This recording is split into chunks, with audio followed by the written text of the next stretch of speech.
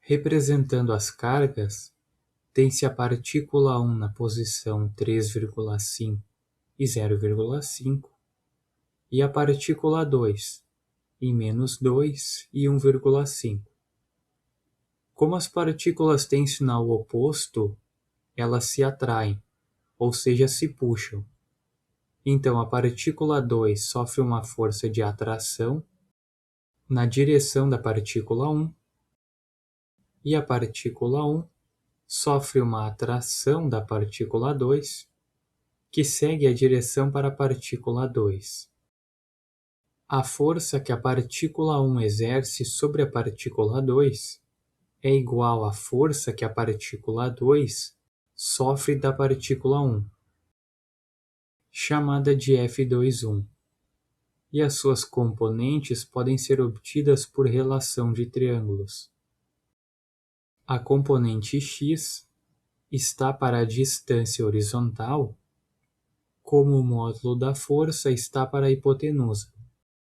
A hipotenusa é igual à raiz quadrada da soma dos quadrados dos catetos, e resulta em aproximadamente 0,9839 vezes o módulo da força F2,1. Fazendo o mesmo com a componente y, ela está para a distância vertical, assim como o módulo da força F2,1 está para a hipotenusa. Note que nesta componente há o sinal negativo, porque ela aponta para baixo. Então a expressão para a força é dada pela lei de Coulomb, cujo módulo é obtido pela equação 21.4, já que os sinais dos sentidos estão inclusos, e sendo r a distância entre as partículas. A força que uma partícula A sofre da partícula B é igual a 1 sobre 4πε0 vezes o módulo de QA vezes o módulo de QB dividido pelo quadrado da distância entre A e B. A distância corresponde ao quadrado da hipotenusa usada na relação de triângulos.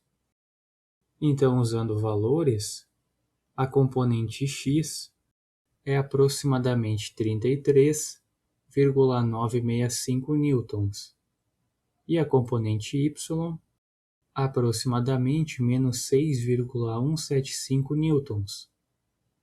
Então, o módulo da força é igual à raiz quadrada da soma dos quadrados das componentes e é igual a 34,5216 newtons. E esse valor poderia ser obtido diretamente aplicando a equação 21.4, uma vez que é conhecida a distância entre as partículas.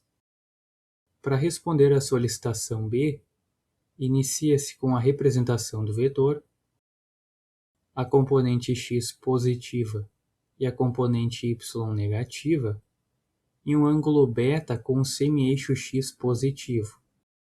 E analisando a disposição das partículas, o ângulo é o mesmo que do triângulo retângulo. Então, a tangente do ângulo beta é igual ao cateto oposto dividido pelo cateto adjacente.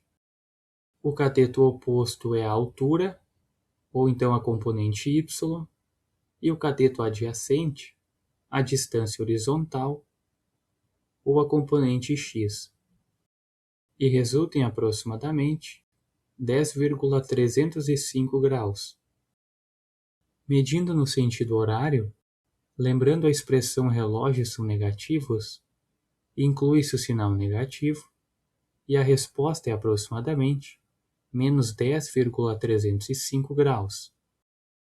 Para responder à solicitação C, cabe destacar que a resposta do livro refere-se ao enunciado, que foi verificado na 10ª edição em inglês, que solicita as coordenadas da partícula 3 para que a força sobre a partícula 2, provocada pelas partículas 1 e 3, seja zero.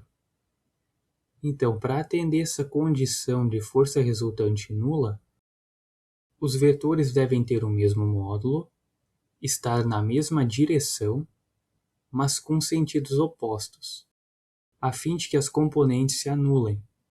Isso corresponde a partículas colineares. Na representação, a força F21 tem componentes para a direita e para baixo, e a força F23 para a esquerda e para cima.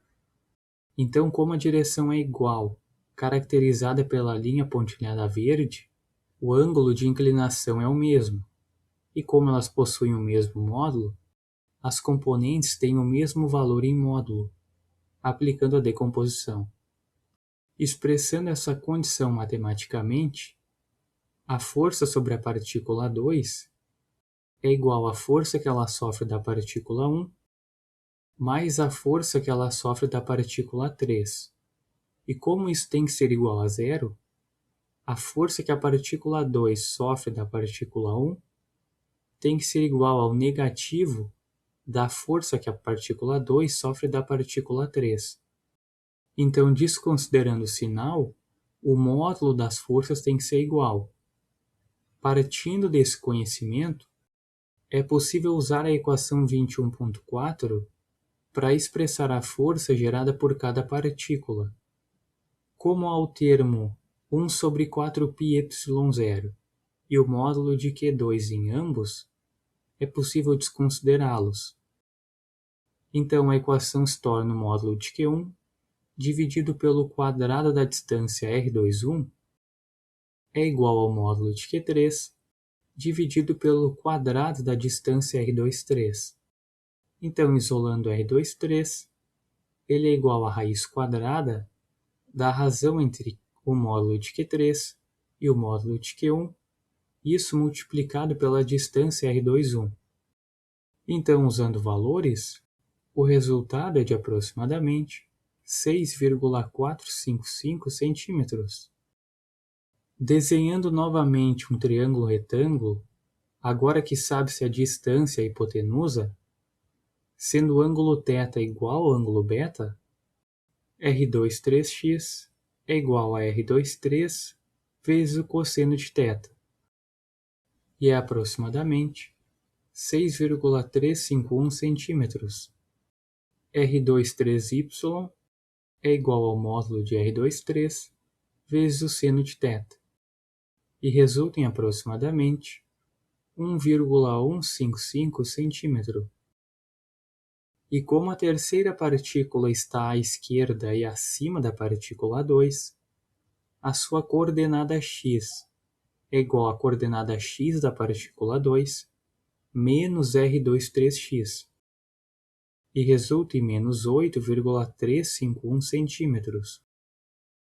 E a coordenada y é igual à coordenada y da partícula 2 mais R23y, e resulta em 2,655 centímetros.